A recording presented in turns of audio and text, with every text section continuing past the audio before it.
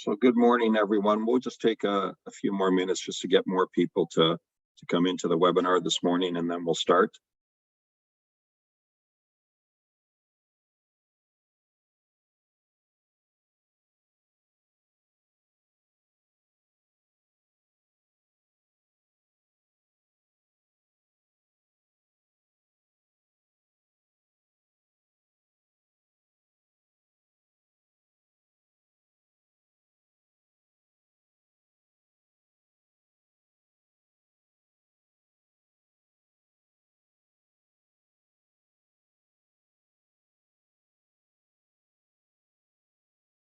Maybe one more minute, folks.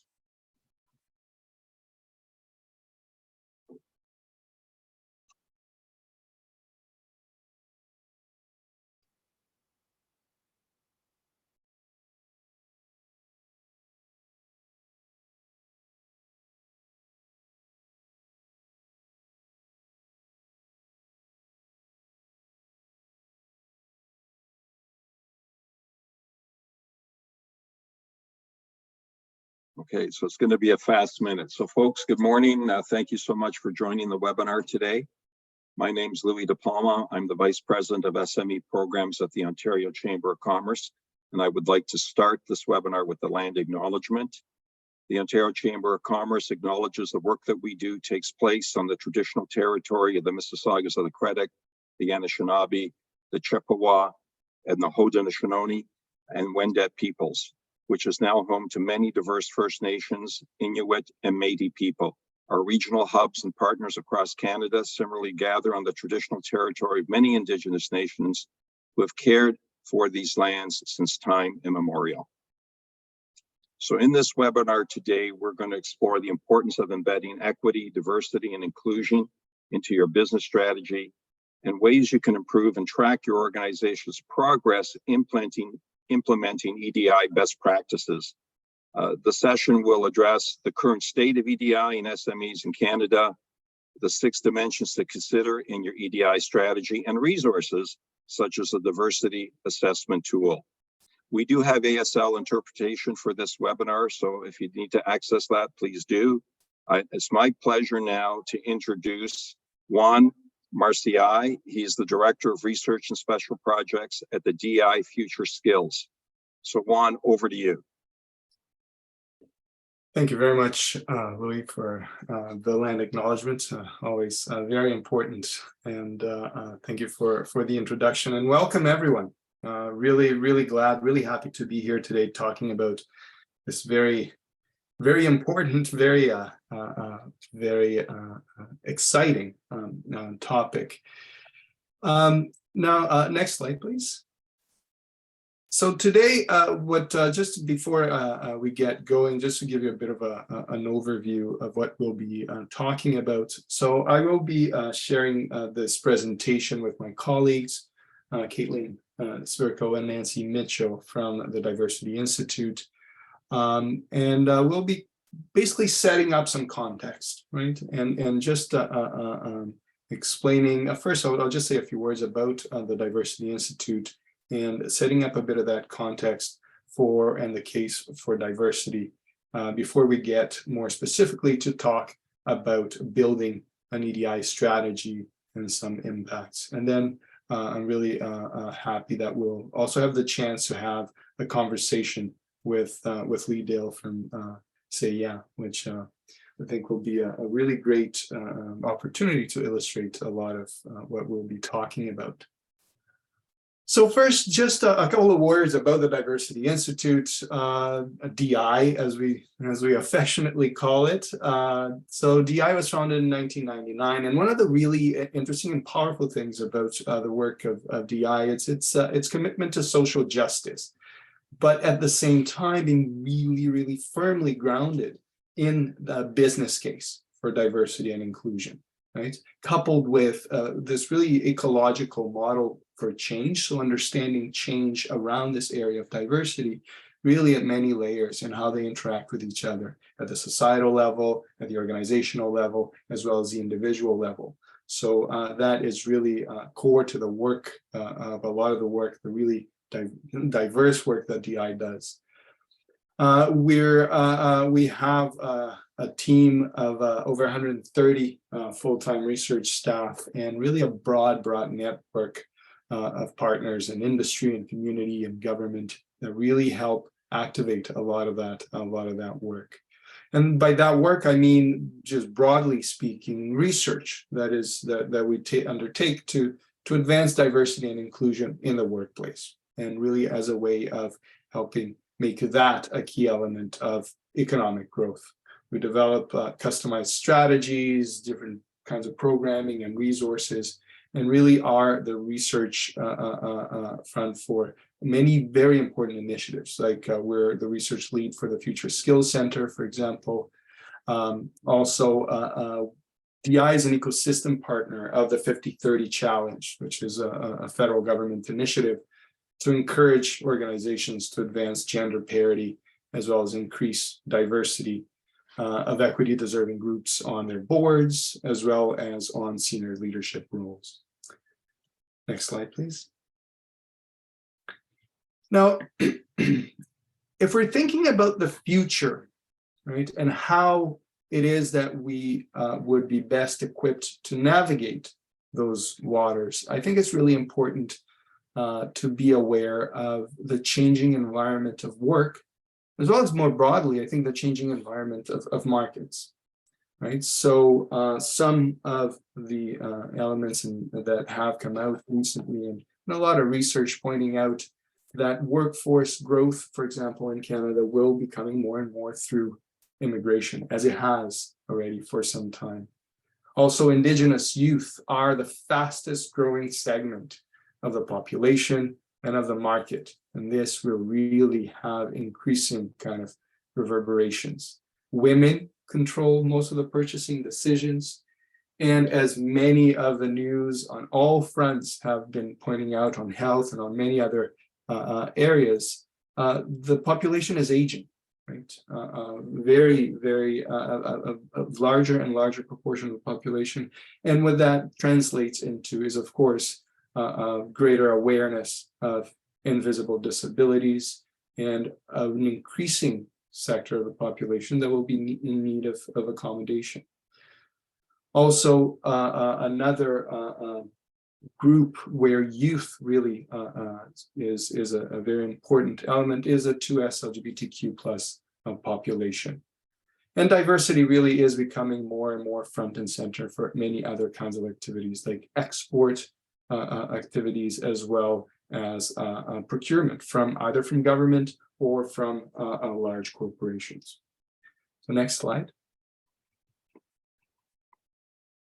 And an important way, a really key way to prepare organizations and corporations and enterprises for these emerging realities of work, these emerging realities of the markets, including the labor market, really hovers around the EDI strategy. Because organizations really need effective equity, diversity, and inclusion strategies just to keep pace with this environment that is really shifting in really significant ways. Demographic shifts oftentimes are quite massive, and adapting to them really is key for the success of any enterprise. As I mentioned, with these shifts in the aging population, declining birth rate, that's also another element in the increasing importance and centrality of immigrant populations to provide as a source of the labor market growth in our country. And a lot of research and experience has also shown that EDI, in many senses, is great for business. I mean, EDI, a very strong EDI strategy, coupled with a corporate strategy, will really play a very important role in helping attract the best and the brightest from a wider pool, a more diverse pool. In the other direction, also increases the access to diverse markets, right? And drives innovation, drives creativity. The more diverse a group of employees that we have, never mind increasing employee satisfaction. I'll touch on a couple of these points in a couple of minutes, but so next slide. So it's important in this whole discussion to really include SMEs in this conversation around EDI, given that, I mean, if nothing else, I mean, SMEs are such an engine for employment and economic growth that it would be, if left aside, it would be a huge blind spot, to put it very mildly, right? So the context in which this conversation is then happening is that organizations increasingly recognize that importance of EDI. But the reality is that many SMEs lack the infrastructure, be it the HR infrastructure, the infrastructure to provide trainings, the kinds of networks they're able to tap into, all that infrastructure that is needed to access, to develop, to retain diverse talent as well. So it's really a challenge in many senses to navigate this constantly changing, not only the context that I was talking about, but the EDI landscape itself, right? And another issue is that many of the skills and training programs is focused on larger organizations, right, with much more capacity. So that is also another issue that we oftentimes see. But again, as I said, given the centrality and the importance of SMEs in the economy, that is something that definitely needs to be addressed. Next slide, please. So research has highlighted some persistent barriers to employment that different equity deserving groups continue to face. For example, as you can see on the slide, many applicants with foreign sounding names are significantly less likely to get interviews. And this, again, in the context of increasing immigration that I was talking about earlier. In Ontario as well, around 44% of international trained engineers are underemployed. People with disabilities also face very serious obstacles when it comes to employment, and never mind the historical kinds of barriers that have compounded over time that many Indigenous peoples and Indigenous workers face, right? And the barriers here touch on a number of areas, employment and skills gaps, these barriers to employment that I just highlighted here, barriers to leadership as well. I mean, that is something that is oftentimes the case, and in ways that sometimes are somewhat invisible, some to many, like the very different kinds of opportunities that many groups have that others don't, that end up reflecting as barriers to leadership, as well as in some cases some occupational segregation that we see along the lines of these diversity lines. Next slide, please. So this is where we get to what I mentioned earlier briefly, is this very strong case for diversity, right? And this case flows out of a lot of the context facts that I just touched on earlier, with a reminder that these population shifts also lead to shifts in consumer power, right? That is one important element to add there for us to keep that in mind. But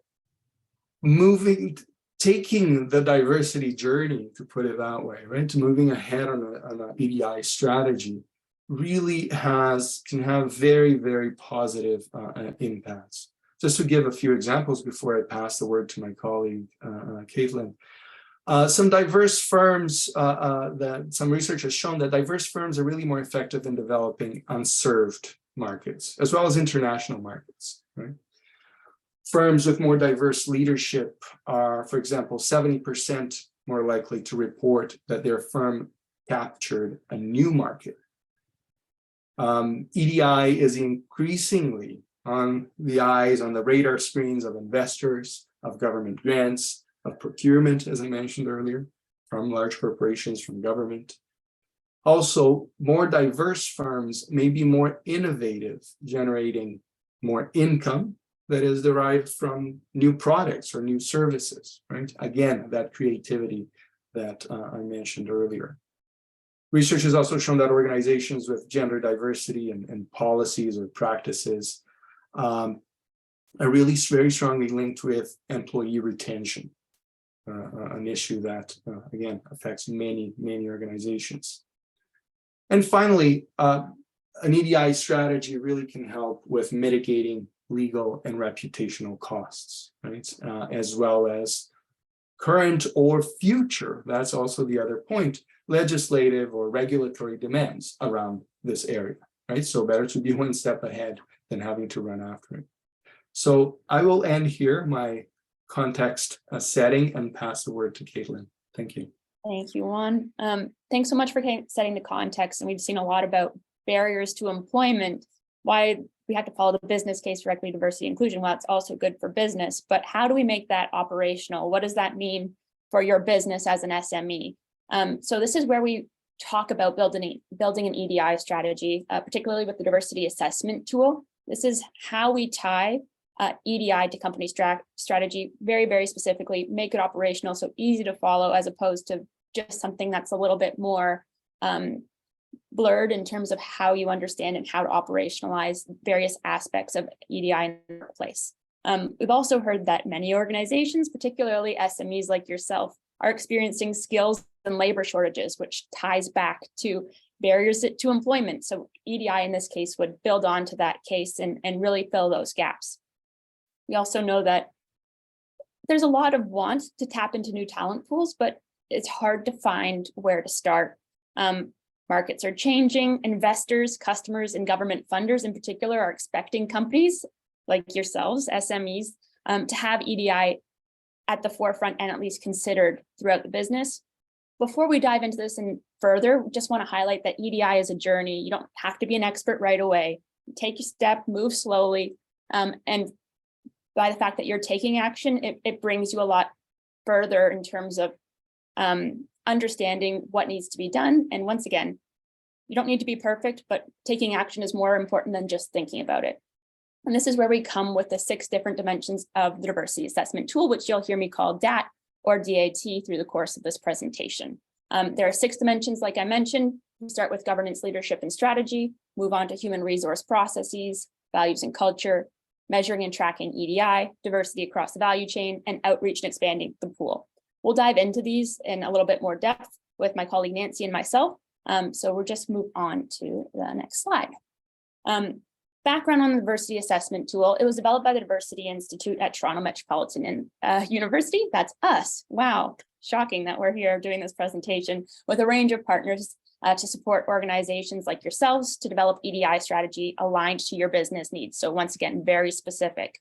The DAT app is the first digital tool to dynamically assess the diversity inclusion policies and practices of organizations and to help SMEs develop EDI strategies.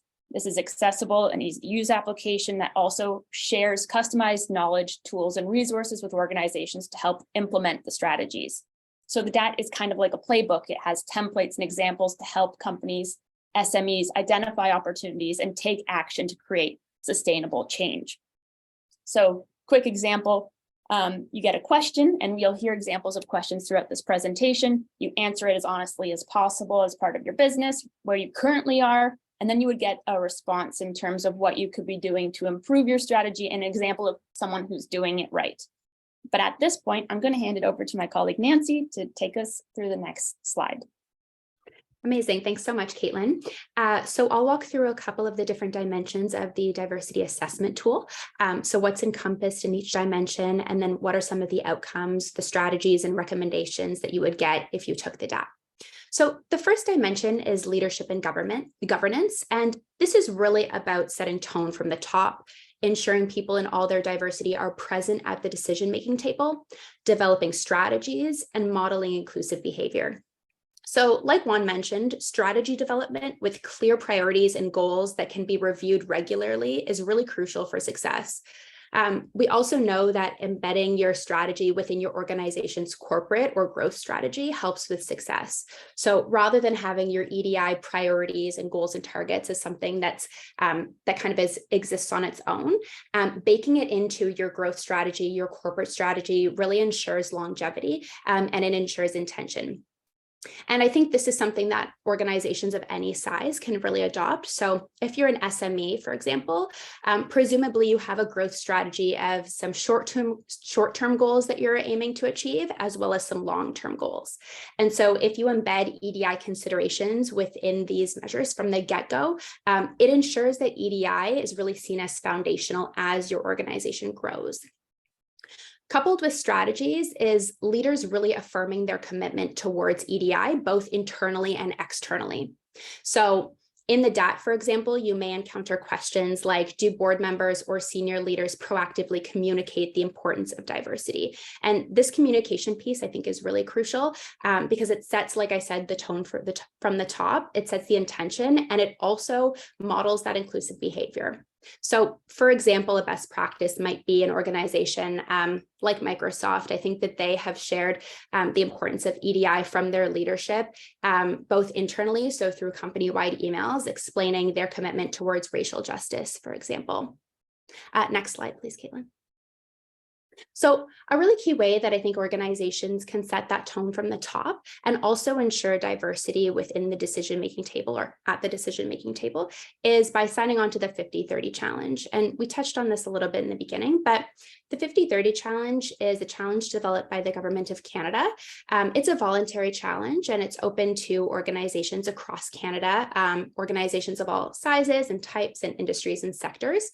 And the challenge has two main goals. So the first is gender parity, and this is 50% women and or non-binary people.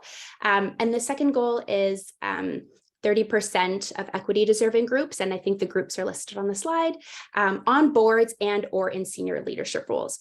And so this is encouraging organizations to really strive for diversity at the leadership table, at the decision-making table. But then it's also a way for organizations to signal their intention, to signal their priorities, and to build EDI within the organization more broadly. And we have a number of tools and strategies and resources that organizations that sign on can really take advantage of as they build those inclusive leadership structures, but as they build the pool and the talent pipeline for individuals that are looking to get into these leadership roles. We can go to the next slide. So upon completing the governance and leadership section of the DAT, users can expect to obtain a number of recommendations and best practice documents. And this can include information for creating organizational goals and strategies for diversity and inclusion. It can include skill matrices and strategies for a more diverse leadership team and a more diverse board. It can include a terms of reference for creating a diversity and inclusion committee. And then it can also include recommendations or strategies and suggestions for how your organization can create the case for diversity and inclusion. And this goes back again to what Juan was saying about articulating why it's important and how EDI can be beneficial for your organization, whether it's growth, whether it's attracting new talent, whether it's retaining the talent you currently have, whether it's related to product development and design or innovation or better decision-making, et cetera. So when you take the DAT and you go through the governance and leadership portion, those are some of the recommendations or strategies that you might get. Sorry, Caitlin, you can go to the next slide. So many organizations are not as diverse or representative as they could be because there are barriers embedded within the recruitment, hiring, and promotion process.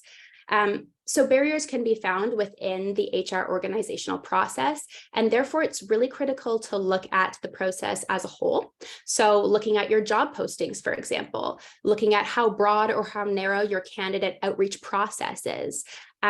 These pieces are really crucial for understanding inclusion and accessibility within your overarching process.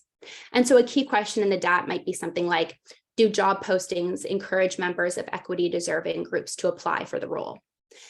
We've seen best practices from organizations across Canada, like the Canadian National Institute for the Blind, that have posted outwardly online saying that they really welcome and accept applications from individuals in all of their diversity. And I do think that coupled with trying to figure out the barriers that really prohibiting individuals and all their diversity from applying, it's important to signal that an organization is open to having individuals, again, from all their diversity apply. Simply signaling that as a first step is a real first step for creating that inclusive recruitment process. You can go to the next slide. So upon completing the HR section of the diversity assessment tool, users can expect to obtain recommendations and best practices along the following. So strategies to recruit women and individuals from other equity deserving groups. And this goes back to what I said about barriers. So looking at your job postings, looking at your outreach process, what kind of organizations do you outreach to share opportunities to work at your organization? What are the platforms that you're posting opportunities on? How broad or how narrow are you focused? Diversity and inclusion training for members who sit on hiring panels who are part of the HR process so that you can really identify bias. And then equitable promotion and reward processes, ensuring that your organization has a process and an infrastructure for supporting those within your organization who are looking to advance in their careers and move up. Next slide. So we often talk about this elusive, inclusive workplace culture. What does that look like? How do you foster it? Who's responsible for it, et cetera? And the truth is, every single one of us is responsible for creating an inclusive workplace culture. And it often boils down to the day-to-day. So the way we treat one another, our interactions and conversations, et cetera. And there are a couple of ways to ensure that everyone is responsible for that inclusive workplace culture. So organization-wide policies related to anti-harassment, diversity and inclusion, et cetera, that really outline the expectations for each of us. There are also educational and awareness opportunities, whether it's trainings and workshops to increase your awareness on diversity and inclusion, trainings on inclusive language within the workplace, to equip individuals with the tools and strategies to really make the workplace feel more welcoming. I think there's also a really important way to kind of set the baseline or understand where you're at in terms of fostering an inclusive workplace culture through pulse checks. So that can be something like a survey where you send out a survey to better understand people's perceptions of whether the workplace feels inclusive. And then you kind of monitor that on an ongoing basis to see if you're making any improvement. That kind of goes into like a qualitative data collection, collecting stories of individuals that work at your organization. And then I think also how you celebrate your successes. What do your social events look like? What holidays are celebrated at your organization? What food is provided at these holiday celebrations? Are you always celebrating your successes after hours or during prayer times or during times where people with other commitments, children, people that they have to take care of outside of the workplace can't come because they have other commitments? So even just thinking about the way you celebrate your success, holidays, et cetera, can really have a large impact on whether people can participate and thus whether they feel included in the culture. So an example of a question that you might see for this pillar within the DAT are diverse needs considered when planning social events? Consider religion, ethnicity, culture, consider food and music and holiday celebrations, et cetera. And we've seen best practices from other organizations like Simon Fraser University that provided an EDI checklist for their events. Next slide. So upon completing this section of the DAT, you can expect to obtain recommendations and strategies and resources related to sample policy documents, ways to advance allyship and creating safe and welcoming spaces within an organization. And then, of course, family-friendly policies and working environments that are flexible and centered on every individual's needs. Next slide. So pivoting over to measurement, it's important for long-term sustainable change that we ensure that we're constantly taking stock of where we're at and what we can be doing to improve. So we know that what gets measured gets done, and we need to benchmark where we are and have some baseline understanding and some baseline efforts. And then this kind of links back to the pulse checks that I mentioned earlier. But then also continuously monitoring these on an ongoing basis to see what's working well, what has improved, and what still needs work. And so I'll pass it back to Caitlin to talk a little bit more about measurement. Wonderful. Thank you, Nancy. So one way that we do like to talk about measurement when we're thinking of the DAT is through benchmarking. How well are you as an SME doing when it comes to each of the 6 dimensions, and how you get a holistic look at that, right? So we like to call this the spidergram, a quick little level setting exercise that we produce as part of the DAT, where it tells you how well you're performing in each of the 6 dimensions. So it's a really one quick look to understand how you are doing. Once again, it's not, you don't have to read the full report just to get this picture. It's really about understanding if you're at the minimal or regulatory compliance levels, or if EDI is strategically integrated into your company. This is just an example of measuring because it shows, and if you take, for example, the DAT at one point in time and take it again 2 months later, which we do have a slide on later, I promise I'll show you that. It can really indicate what has been changed in your organization, especially if you're looking at tracking it in a tangible way and then trying to show something to, let's say, investors or potential funding bodies, right? So having a quick little look at how you're doing over time is really important in terms of measuring and tracking. One quick example of measurement is, I know TD has been doing a lot of tracking in terms of their third-party providers, and they make sure that they get a statistical analysis of compensation and adjust for factors such as geography, role, level, that kind of thing, which can be an outcome of measurement when you're doing the DAT. When we're looking at the outcomes of the measurement section of the DAT, users can expect to obtain recommendations and best practices on pay audits and pay transparency for equitable pay and remuneration, creating employee engagement surveys, which Nancy touched on. Usually like to touch on this here. It's not mandatory, voluntary disclosure of information, but we can get into that a little bit further on and within the context of that. And then also looking at goals for employees from equity deserving groups in management, and then key performance indicators for diversity targets. So setting intention behind measurement as well. Now we're going on to mainstreaming diversity through the value chain. Once again, value chain refers to your organization's primary and support activities that ultimately drive value to your customers. So this slide shows how intrinsically everything is connected, everything from inbound logistics to service, and then all the support activities from human resource management, technology development, and procurement, which ultimately, once again, drive value for your customers. So within the context of the DAT, an example question might be, does your organization incorporate the principles of equity, diversity, inclusion in its marketing programs, including messages, images, and channels? An example or best practice of this is the Canadian Trucking and Transportation Services company, Musket Transport. They've been around since 1993. They kept the same old marketing campaign and realized it needed a refresh because they were trying to increase the number of women drivers within their fleet because they'd seen a lot of applications coming through, but not necessarily conversion into drivers in the company. So what they did was focus intensely on their marketing programs, images, and actually moved away from stock photography and used their own women drivers in campaigns to really illustrate that people and illustrate representation within the company, which once again drove more engagement with Musket Transport, particularly in women truck drivers.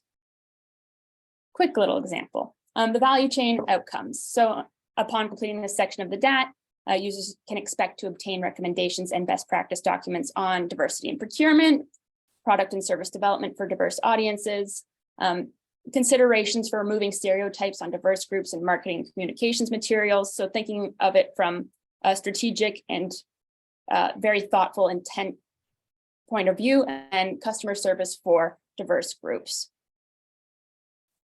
Now we're moving on to outreach and expanding the pool, which is our final DAT dimension. So we'll slowly stop talking about the DAT in a moment, but more about use case and scenarios. This section is really about you thinking critically about who you're partnering with and how to do so with intention. So when you're identifying new partners and diversifying the roster, collaborating with organizations to attract diverse talent, assess partner organizations. Who are you currently partnered with? Are they composed of diverse people? And then focus on proactive outreach, right? Schools and community members, if you're looking to do a campaign, or conduct strategic partnerships with organizations that can provide the know-how and connections to underrepresented and equity deserving groups.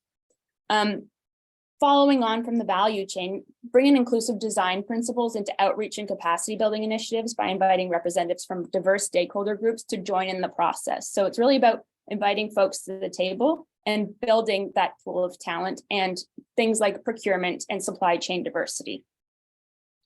So a question in this section might be, is the organization or your organization connected to diverse supplier councils for purchasing decisions? So the Canadian Aboriginal and Minority Supplier Council, for example.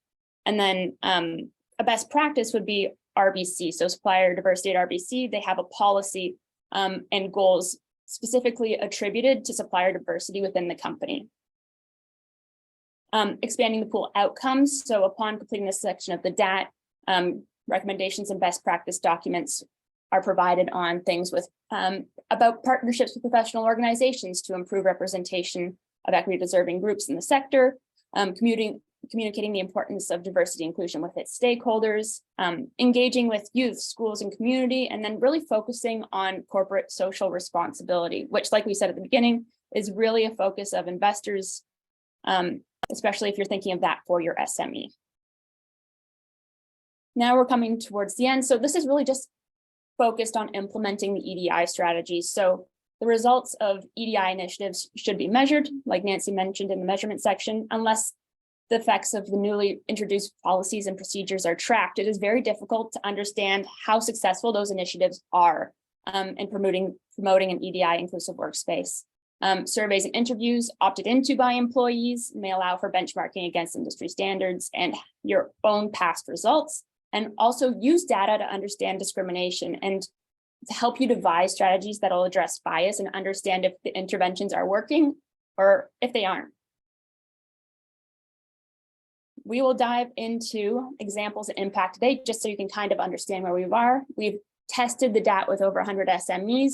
They've confirmed the usefulness of the tool, and they've provided a clear snapshot of their current status, as well as easy to follow recommendations for next steps. And that SMEs who completed the DAT believed that their understanding of their workplace EDI improved as a result of their participation. So we have gotten some results. We're not just saying that this is a useful tool and we haven't tested it and we haven't heard from SMEs what they want and what they need. We really want to make sure that this is a useful tool for you. So quick little example, like I promised, where I said I'd be showing you a spidergram. This is an anonymized SME that took the DAT, their first attempt. They performed, they did better than minimal regulatory compliance. They got into the level 2 there, but then they took the DAT 1 month later and showed a marked improvement in outreach and community engagement, data and metrics, HR and culture, as well as the value chain, right? So it really does create a difference. And when you think about these things intentionally, we'll be sure to share these resources with you at the end of the presentation. So you can get this, it will be sent as a follow-up. So we'll send you some information about joining the 50-30 challenge, the What Works toolkit, as well as some Diversity Institute resources to get you started. And without further ado, I'll hand everything back to Juan. Thank you very much, Caitlin. Thank you, Nancy, as well for that overview and slightly in a bit of a dive into the DAT. So that really useful. Now I just want to switch gears, and I'm really happy today to have with us Lee Dale from Say Yeah. And Lee really kindly agreed to join to talk to us about some of the issues that we've been raising. So I will pass the word to you, Lee, and ask you if you could introduce yourself and tell us a bit more about your company. Thanks so much, Juan. I really appreciate you having me here and the chance to speak and share our story. Yeah, I'm Lee. I've run a company called Say Yeah, which is a digital-focused company that helps organizations deliver more inclusive products and services. It's a 15-year-old company. We're a relatively mature company, but still a small company. And a lot of this conversation around diversity, equity, diversity, and inclusion for us stems from my passion about helping organizations better serve diverse markets.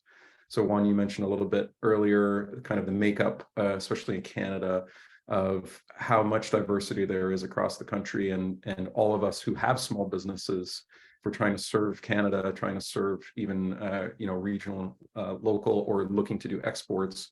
Diversity is in every market.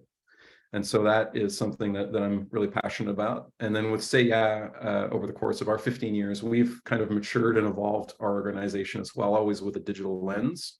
But for us, our passion right now is in the educational space, and we're helping organizations deliver education programs that improve learning outcomes for everyone. And that means understanding the nuance of how people learn, understanding the different backgrounds people come from in order to provide education and educational content that connects with diverse audiences as well. So it's really important to understand the diversity of our audiences, as well as making sure that we ourselves, as an organization, are diverse in being able to provide those services and understand and evolve our practice. No, that's really great. Thank you. And really great illustrations and examples and concrete ones about, sort of applying, like why, because one thing is the more theoretical discussion, but then really a concrete, well, here's what we needed, here's how it was useful, and why also an EDI strategy is so important to get those done. So now I also wanted to ask you, besides the ask to be a beta tester, why did you choose to do the diversity assessment tool, the DAT? Yeah, that's a great question. We see ourselves and see this objective of bringing more equity to our organization, to our culture, as well as delivering more inclusive products and services. It's part of our mandate. It's part of what we do, and we practice it regularly. But it's one of those things, Caitlin mentioned earlier, the idea of a journey. This is not something, in two ways, it's really important to acknowledge that this is not something that, as a small business with limited resources, we can be perfect at, number one.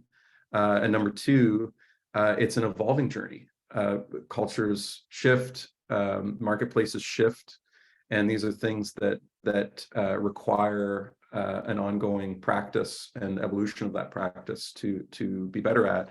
So what I often say is, we don't know what we don't know. Even as much as we practice this, there's so much for us to learn and continue to learn. So when an opportunity like the DAT comes to the table, that's an opportunity to both kind of do a gut check or a level check of where are we today in our journey, and then also say, is there something that we're not aware of that is a best practice or is a tactical step that we could take that a tool like the DAT is sure to provide us with.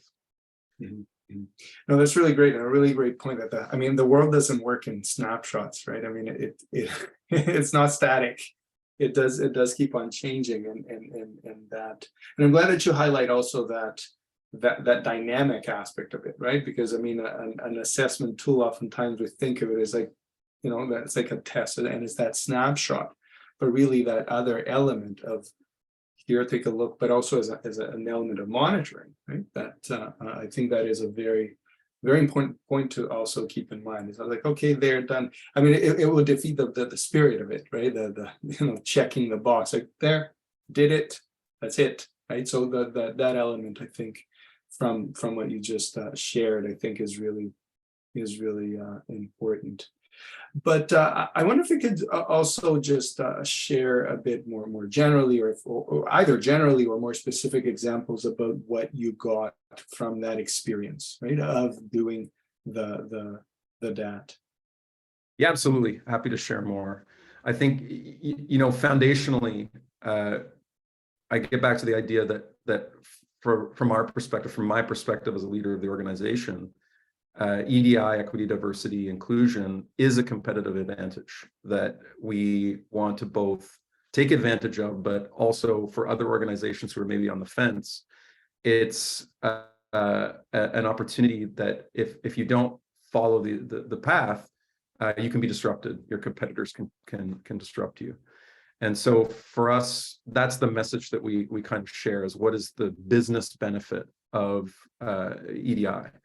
And so, for us, while it's super important to our work, to who we are, to our culture, but also the work that we put out in the world and the consulting that we do for our clients, the DAT itself is that way to say, how can we get better at what we do? And the nice thing about it is that there are strategic objectives that are defined, and Caitlin and Nancy shared a number of those kind of outcomes that come out of taking the DAT.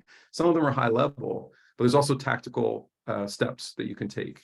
So I think depending on the maturity of the organizations here on the call who may be deciding to take this or on the fence about taking it, I absolutely encourage everyone to take it, because it helps you understand where you are. It helps you kind of almost trigger some change, and just a lot of the conversation today has been about intention. And so if you're thinking about it, you can have intention behind it. If you're not thinking about it, you're just kind of passing through and missing out on these gaps that really have an impact on how people perceive your organization, how your own staff perceive your organization, and really understand how you're cultivating that culture and cultivating that presence in the world for your market and your audience that you're trying to reach. So I'll give even a specific example. If you're really far in the maturity path, and you feel like you've already kind of cultivated a culture of inclusion and belonging, and you're maybe considering how you communicate with your audience and your diverse audience that you serve, you may think, well, I don't need to take the DAT. But even for us, there was a really nice anecdote that I got out of and many of them out of each of the 6 pillars, where for us, one of the things that we weren't doing is when we have exit interviews, there was a recommendation to, as part of your exit interview, ask people about their perspective on EDI while they were an employee. And that was a nice way to kind of close out the relationship that we may have with that employee, and hopefully and maybe get some more direct feedback and honest feedback that an employee who maybe isn't comfortable talking about all those details while they're at the company would be more open as they're leaving to say, hey, yeah, you could be better in these ways.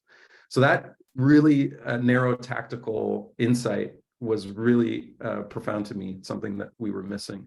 And I think if you look across the 6 pillars, there are both strategic and tactical insights that are well worth taking the time to go through the assessment. Okay, no, that's really interesting, really useful too.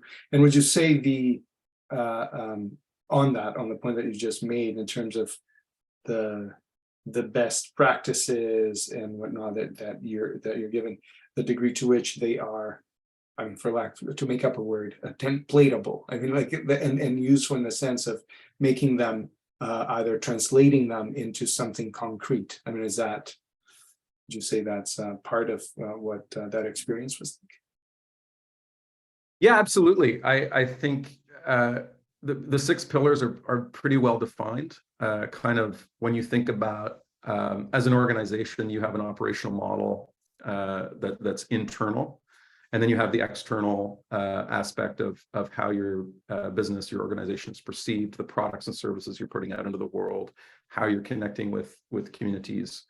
And in both of those lenses, those kind of internal operational or the external product and service you're providing, the community engagement is a really critical part of that, because as some of the practices shared, when you're doing recruiting or when you're trying to understand how to develop and grow your culture, you need to understand the diversity of those employees and groups that you're looking to connect with and serve. And it's the same thing from a marketing point of view. So just through that lens of saying, how are we operating internally and growing our access to talent, growing our ability to mature our culture. You can't do it alone, and so you have to participate elsewhere. And so the DAT is a good first step to say, okay, we don't know what we don't know, so let's go out there and use a tool like this to set this baseline. And then you start to see those areas where you can improve. And the list of resources that was provided at the end of Caitlin's presentation, for example, those are all jumping off points. And they're threads that can be followed that are whether they're very high level strategic or very tactical. There's a combination of those things that will come out of the DAT. That's excellent. Thank you. Thank you so much.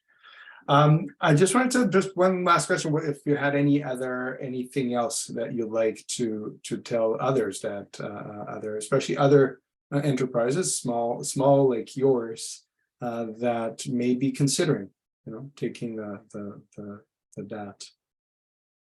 Yeah, I think, there was a great slide earlier today about some of the challenges for SMEs, and we face those as well. As much as we, try to be very proactive, very intentional, very active, both internally and with the work that we do in serving diverse markets, we as a small organization don't have access to all of the wealth of resources that some larger organizations with more funding and have. So that's okay. I think the key is that there are places you can start, and there are really insightful ways to start that come out of the DAT as well. So it doesn't have to be this intention that everything is perfect. There is a range on that spider graph for a reason. It's that journey has to start somewhere, and it has a place to go. And I think if you go through the DAT, you can assess as a leader or part of your organization, what can most impact our business, and start with even one of those 6 pillars. And there's a path there to follow. And as you kind of mature there, you can start to branch around the rest of the 6 pillars and start to grow that maturity. So it really is important to get started and not feel like you're stuck because you can't do all the things. There are things you can do every day that make a real impact. Mm-hmm. That's really great. And I'm really glad you bring up the journey again and the path. I mean, at least in my mind, it's because it's not only, I mean, we oftentimes are looking forward in the path that we're going, and but it's also looking back every so often and see where we're coming from, right? Because that also shapes and helps us best address. I mean, this doesn't happen in a vacuum, and the journey is oftentimes thought of forward looking, but it actually is a line, right? That we are somewhere there. And a journey indeed it is. Just coming full circle to the beginning of our conversation around, these are not snapshots, right? I mean, this is a continuous growth, and growth there, pun intended, right? Not only in terms of the growth around EDI issues, but also, as we talked about the business case, the economic growth of the SME. I think those do really go together. And so you make a great point there as well, on the idea of as much as this is an evolving journey and things shift and change, and we need to continue to ask questions about where is the market today, where is our organization today, where is our culture today. That reflection on where we've come from is important, and that's where we talk about measurement, and the DAT becomes a measurement tool for your organization as well, where you can say, okay, the sooner you take this, the sooner you know where you stand, and the sooner you can practice. And then whether it's on a 6-month or a 12-month or even sooner basis, you can be reflective about the journey that you're on and the progress you've made. So I think that becomes a really critical lens to say, how are we practicing and how are we benefiting from this practice? Yeah, and an evidence-based way of patting yourself on the back once you've had success, and you can really celebrate. Not just to to also emphasize that, right? The importance of those celebrations of like, here we are improving, right? So, and that recognition. So thank you, Lee. That was really great chat, really great insights from your experience, from Say Yes experience. So thanks again for sharing. Well, thank you, everyone. We're coming to an end, and I'll pass the word back to Louis. So thank you again, everyone. Thank you so much, Juan, and thank you, Lee, as well. We do have some questions here in the Q&A that I'm going to turn over to the panel. I think what I'll do is I'll maybe start with Caitlin with the first question, and then work around to the different members of the panel. So Caitlin, in the first question that was submitted by Rosalind, and this was from a small association that would like to connect with others who are working on EDI. Is there a network of associations that are working on EDI? Thank you. And I'll invite my other colleagues to jump in after I've said my little part here. But when we're talking about the 50-30 challenge, the organizations that have signed on are committed to EDI, and particularly in diversity and leadership. So that's a great place of over, I think it's 1,800 now partners to get started. So there's a list there. You can find it on the 50-30 website. Once again, that'll be part of the follow-up resources. But Nancy, anything else you'd like to add? Nope. All right. That was the example that jumped to my mind. Perfect. Okay. Thanks, Kate. Okay, next question one. I'm gonna give this one to you. The question is, I often hear DEI and EDI used interchangeably. Are there any implications for building an EDI versus a DEI strategy? Mhm. No, it's a very interesting question, and I think not just a semantic one. I think, and touching back to some of the discussions around looking back, where are we at? Who are we as an organization, right? And thinking about that question can also help us better understand how these different elements, each one of them is different. Equity, right? And diversity, inclusion, each one of them bring up different elements, and each one of them have different implications in terms of the actions that will be taken. And depending on who you are as an organization will also help you determine what is there a prioritizing? Is equity, for example, a central pillar? Not that the other ones are lesser and so on, but that it will be really a guiding kind of element to it. And so the choice of the order of the letters really, I think, has to do, from my experience too, from dealing with many other organizations, with what more precisely it is that they have in mind about their strategy. Some use DEI, others use EDI, some use DEIA, A being for accessibility. So there are many different ways of approaching it. And again, it has to do with what is the work that needs to be done. So the difference is more that, so not qualitative in the sense that one is different from the other. It just really has to do with the very personalized elements of that strategy.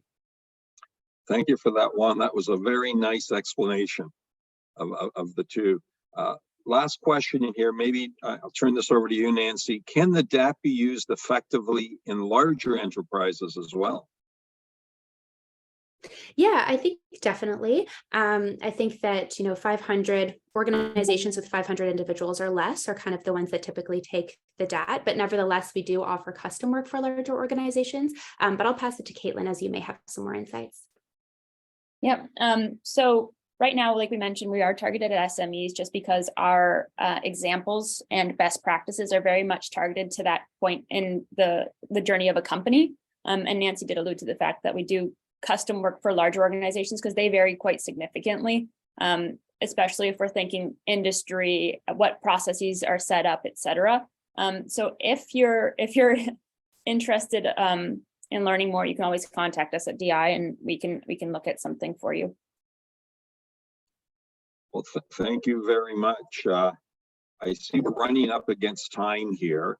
So maybe just one last question from me to the panel. Is the tool available now? Great question. So we just finished our first round of beta testing. So that's where we got all the 100 SMEs. We're going to be launching it shortly, but anybody who is interested in being in the shortlist can contact us at datapp@torontomu.ca, and then we'll be launching it and you'll be on the first list to get the notification. Well, thank you so much. Can I say in closing, I just want to thank all the presenters. I want to thank Lee as well. Great insights shared on DEI. We heard about the business case and the importance of implementing strategies, DEI strategies in the workplaces.